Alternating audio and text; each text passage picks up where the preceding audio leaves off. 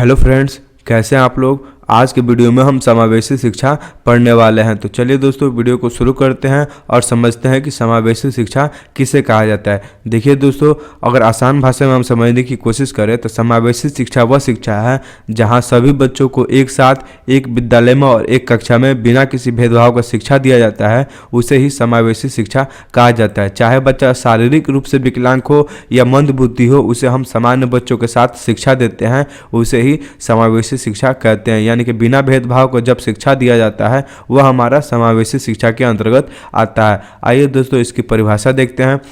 समावेशी शिक्षा वह शिक्षा होती है जिसके अंतर्गत विशिष्ट क्षमता वाले बालक जैसे मंद बुद्धि, कम अपाहिज बालक, विकलांग बालक को सामान्य बालकों के साथ एक ही विद्यालय में एक ही कक्षा में एक साथ शिक्षा प्रदान की जाए, उसे समावेशी शिक्षा कहते हैं। कहने का अर्थ दोस्तों, विशिष्ट क्षमता वाले बालक, यानी कि विशिष्ट क्षमता वाले बालक होते हैं जो शारीरिक रूप से विकलांग होते हैं या जो मंद बुद्धि होते हैं, उन्हें विशिष्ट क्षमता वाले बालक कहते हैं। और सामान्य बालक वह बालक होते हैं जो शारीरिक रूप से फिट होते हैं और जो मानसिक रूप से स्वस्थ होते हैं। यानी कि विशिष्ट क्षमता वाले बालक और सामान्य क्षमता वाले बालक को एक साथ एक विद्यालय में शिक्षा देना समावेशी शिक्षा होती है। उम्मीद है दोस्तों आपको समावेशी शिक्षा समझ में आ गया होगा। नेक्स्ट पॉइंट है हमारा दोस्तों एनसीईआरटी के अनुसार, यानी कि एनसीईआरटी के अनुसार समावेशी शिक्षा किसे कहते हैं, आइए देखते हैं। धर्म, जाति, लिंग, समाज, परिवार आदि के आधार पर बिना भेदभाव के एक ही विद्यालय में शिक्षा देना समावेशी शिक्षा कहलाती है। यानी कि एनसीईआरटी कहता है किसी भी बच्चों को धर्म के आधार पर भेदभाव नहीं करना चाहिए, न जाति के आधार पे, न लिंग के आधार पे, न समाज, न परिवार के आधार पे। यानी कि इन सभी आधार पे बच्चों को बिना भेदभाव के जब शिक्षा दिया जाता है उसे समावेशी शिक्षा कहते हैं। यानी कि अगर दोस्तों सरल शब्द में हम समझने की कोशिश करें तो बच्चों के साथ किसी भी तरह से भेदभाव नहीं करना चाहिए। चाहे बच्चा अमीर हो या गरीब हो या किसी भी धर्म से हो, हिंदू हो, मुस्लिम हो या सिख हो या ईसाई हो, चाहे वह मेल हो या फीमेल हो, हमें सभी बच्चों को एक साथ एक कक्षा में शिक्षा देना चाहिए बिना भेदभाव का, तो वह हमारा समावेशी शिक्षा कहलाता है। नेक्स्ट पॉइंट हमारा दोस्तों कि समावेशी शिक्षा की शुरुआत कहाँ से हुआ था। तो दोस्तों समावेशी शिक्षा की शुरुआत अमेरिका से हुआ था। आप ये देख सकते हैं, यहाँ से हमारे एग्जाम में प्रश्न पूछा गया है कि समावेशी शिक्षा की शुरुआत कहाँ से हुआ था। तो दोस्तों समावेशी शिक्षा की शुरुआत अमेरिका से हुआ था। नेक्स्ट पॉइंट है हमारा समावेशी शिक्षा को 3 भागों में बांटा गया है। देखिए दोस्तों, समावेशी शिक्षा जो है उसको 3 भागों में बांटा गया है। सबसे पहले हम तीनों भाग का नाम देखते हैं, उसके बाद एक एक करके डिटेल्स में पढ़ेंगे। सबसे फर्स्ट भाग है हमारा शारीरिक एवं विकलांग बालक, यानी कि इसमें शारीरिक रूप से जो बच्चे विकलांग होते हैं उनको रखा जाता है। नेक्स्ट हमारा अधिगम अक्षमता, इसमें बच्चों को शारीरिक रूप से फिट होते हैं लेकिन उनको पढ़ने में, लिखने में और बोलने में कठिनाई का सामना करना पड़ता है। नेक्स्ट हमारा अनुसूचित जाति, अनुसूचित जनजाति, निर्धन एवं पिछड़े वर्ग के बच्चे, यानी कि इसमें अनुसूचित जाति के जो बच्चे होते हैं, अनुसूचित जनजाति के और गरीब बच्चों और पिछड़े बच्चों को शामिल किया जाता है हम समावेशी शिक्षा में। अब दोस्तों आइए इन तीनों को एक एक करके डिटेल्स में समझते हैं। देखिए दोस्तों, शारीरिक एवं विकलांग बच्चों को हम 4 भागों में बांटते हैं, यानी कि ये 4 प्रकार के होते हैं। कुछ बच्चे होते हैं जो दृष्टिबाधित, यानी कि उनको देखने में प्रॉब्लम होता है। कुछ बच्चे श्रवण बाधित, यानी कि उनको सुनने में दिक्कत होता है। कुछ बच्चों में वाक दोष, यानी कि वाक दोष कहने का अर्थ है दोस्तों बोलने में बच्चों को, यानी कि अपने विचारों को व्यक्त करने में कठिनाई का सामना करना पड़ता है। कुछ बच्चे अस्थि बाधित होते हैं, यानी कि कहने का अर्थ है दोस्तों ये शारीरिक विकलांग होते हैं, यानी कि कुछ बच्चों को पैरों में प्रॉब्लम होता है, कुछ बच्चों को हाथों में प्रॉब्लम होता है।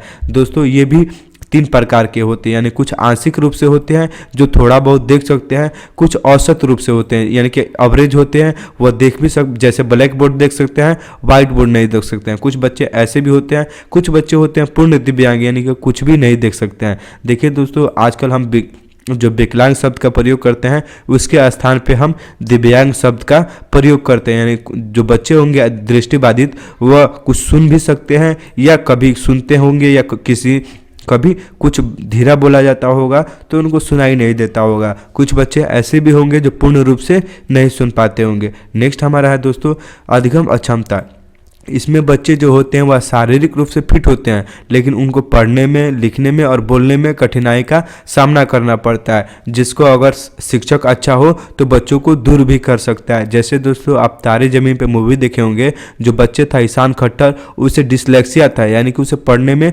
प्रॉब्लम था। ये बच्चों को अगर अच्छे से पढ़ाया जाए, अलग क्लास दिया जाए, उनको सभी बच्चों के साथ पढ़ा के उनको एक अलग क्लास के साथ पढ़ाया जाए तो वो बच्चे में सुधार हो सकता है। जो बच्चे डिसलेक्सिया से ग्रसित होते हैं उन्हें पढ़ने में कठिनाई का सामना होता है। जो बच्चे डिस्ग्राफिया से ग्रसित होते हैं उन्हें लिखने में कठिनाई का सामना करना पड़ता है।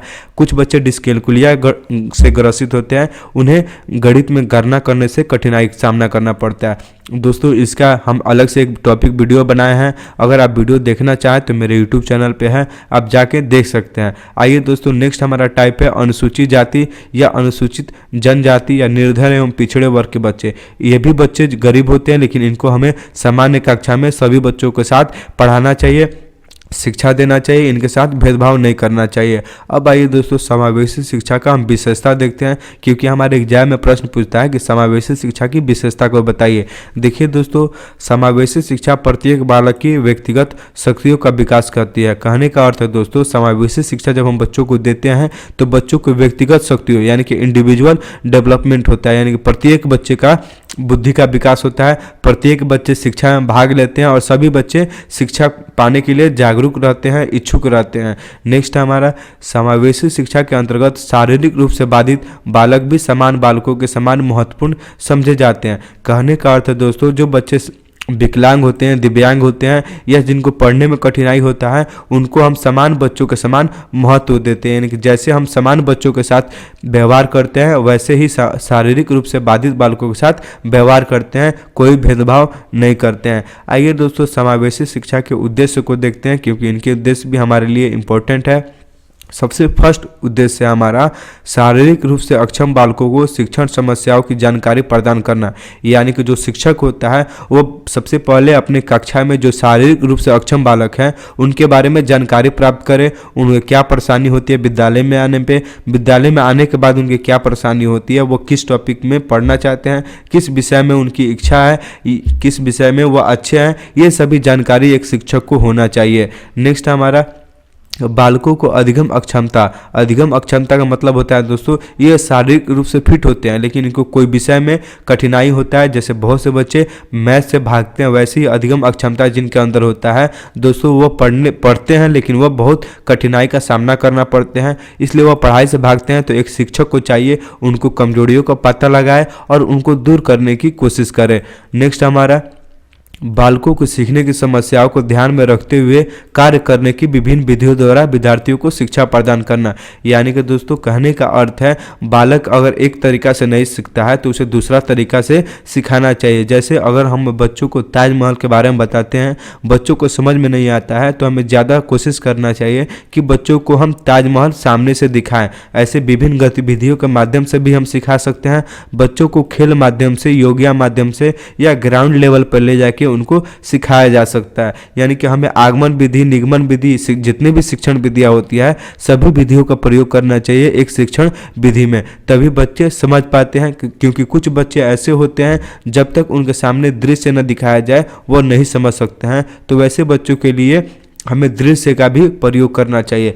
नेक्स्ट है यह सुनिश्चित करना कि कोई भी बच्चा हो, चाहे वह शारीरिक विकलांगता या मानसिक अपंगता या किसी भी जाति धर्म से क्यों ना हो, वह विद्यालय में दाखिला लेने से वंचित न रह जाए। कहने का अर्थ है दोस्तों, हमें सभी बच्चों को विद्यालय में दाखिला कराना है, चाहे वह शारीरिक रूप से विकलांग हो या मानसिक अपंगता हो या किसी भी धर्म जाति से हो, सभी बच्चों का विद्यालय में दाखिला होना चाहिए। जैसे दोस्तों अगर किसी गाँव में विद्यालय है तो वहाँ एक शिक्षक का दायित्व है कि वो अपने पता करे गाँव में कि कौन से बच्चे हैं जिनका विद्यालय में नामांकन नहीं हुआ है। जिन बच्चों का विद्यालय में नामांकन नहीं हुआ है उनका भी नामांकन कराना चाहिए, विद्यालय में दाखिला कराना चाहिए। सभी बच्चों को पढ़ने का अधिकार है और सभी बच्चों को शिक्षा लेने का भी अधिकार है, इसलिए सभी बच्चों को विद्यालय में दाखिला लेना आवश्यक है। यह शिक्षक का एक दायित्व है।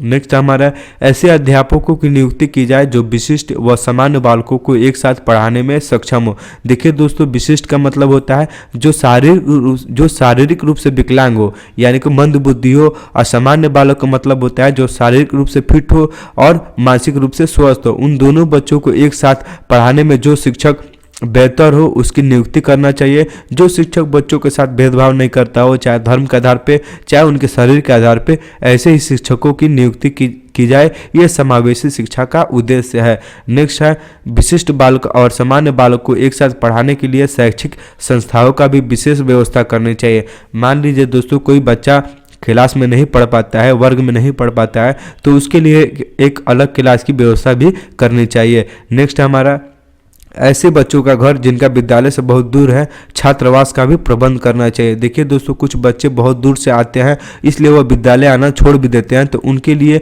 अलग से छात्रावास यानी कि हॉस्टल की व्यवस्था करनी चाहिए, ताकि बच्चे विद्यालय के आसपास ही रहें, उन्हें विद्यालय में आने की परेशानी ना हो, विद्यालय में आने से परेशानी ना हो। तो ऐसे बच्चों के लिए छात्रावास का भी व्यवस्था करना चाहिए।